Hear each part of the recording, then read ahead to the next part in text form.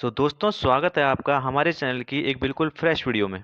ये इस चैनल की पहली वीडियो होने वाली है, जहां पर आज की इस वीडियो के अंदर हम डीमन स्लेयर के एपिसोड 1 के बारे में बात करने वाले हैं। डीमन स्लेयर के अब तक 3 सीजन आ चुके हैं और 2 मूवीज भी आ चुकी हैं। हम एक एक करके आपको सभी के बारे में हिंदी में एक्सप्लेन करेंगे।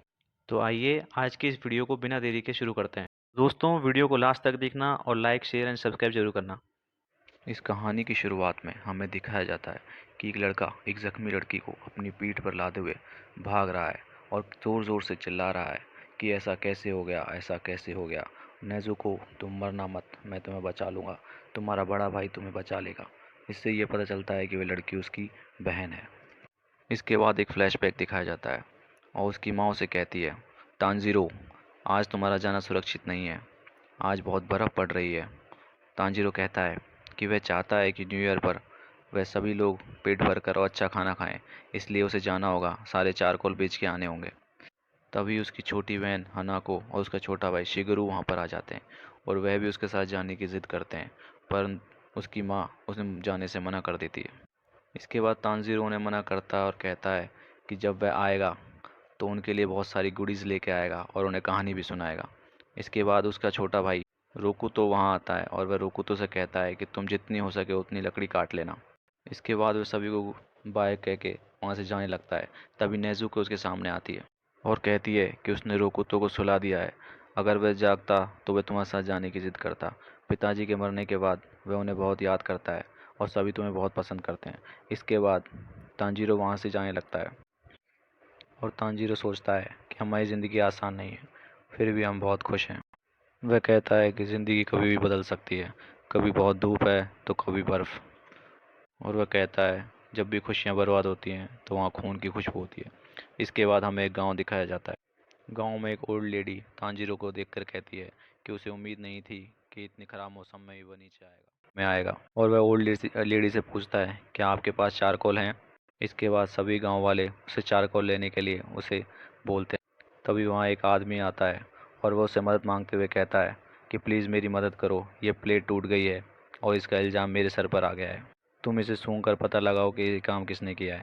यहाँ हमें पता चलता है कि तांजीरो की सूंघने की शक्ति बहुत तेज़ है और वह उसे सूंघता है और कहता है कि ये काम एक बिल्ली ने किया है। इसके बाद एक आदमी उससे मदद मांगते हुए कहता है कि क्या तुम मेरा ये सामान उठाने में मदद करोगे। तांजीरो सबकी मदद करता है। वह एक अच्छा लड़का है और सभी गांव वाले उसे पसंद भी करते हैं। इसके बाद हमें दिखाया जाता है कि तांजीरो सारे चारकोल बेचकर अपने घर जा रहा होता है और वह कहता है कि उसे बहुत देर हो गई है, पर वह खुश है कि उसने सारे चारकोल बेच दिए। जब वह घर जा रहा होता है तभी एक बूढ़ा आदमी उसे आवाज़ लगाता है और कहता है इतनी रात को तुम्हारा पहाड़ पर जाना बहुत खतरनाक हो सकता है, इसलिए तुम यहाँ आज रात यहाँ रुक जाओ। तांजीरो मना करता है पर वह बूढ़ा आदमी उसे ज़ोर देकर रुकने को कहता है।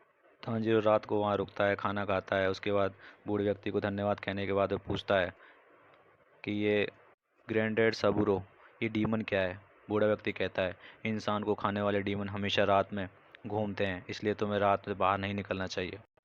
अब तुम सो जाओ, सुबह होते ही तुम अपने घर चले जाना। सुबह होते ही तांजीरो अपने घर की तरफ जा रहा होता है।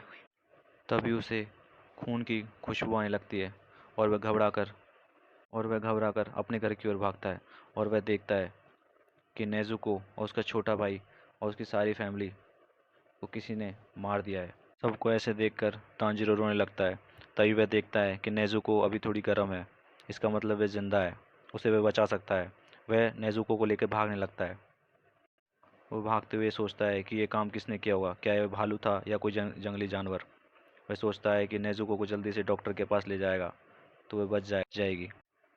तभी वह देखता है कि नेज़ुको के बिहेवियर में कुछ चेंज होने लगता है और वह उसे लेकर पहाड़ से गिर जाती है।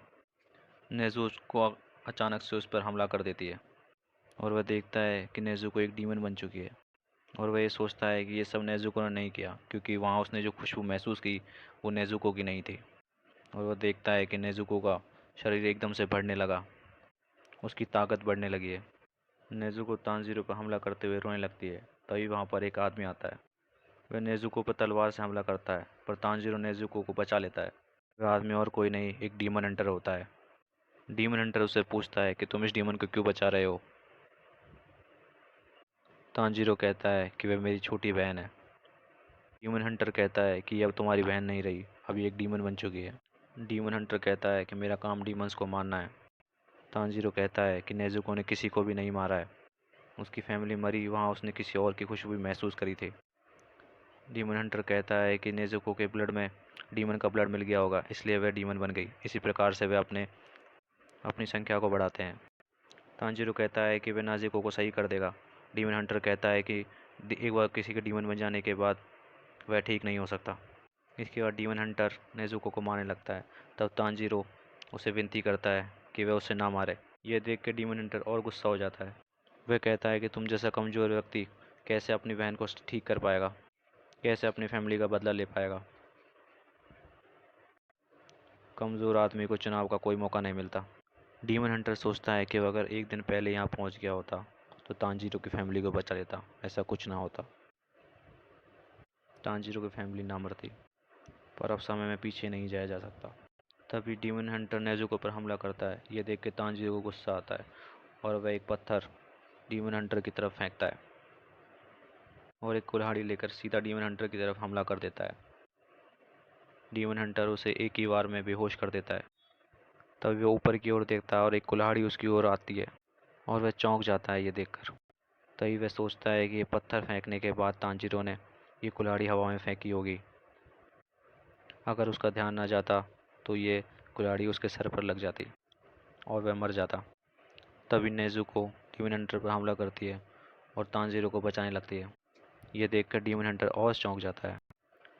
नेजुको डीमन हंटर पर हमला करती है और डीमन हंटर उसे भी बेहोश कर देता है। वह सोचता है कि उसने ऐसा कभी नहीं देखा कि एक डीमन एक ह्यूमन को बचा रहा है, और वह सोचता है कि ये दोनों भाई बहन बाकी लोगों से थोड़े अलग हैं।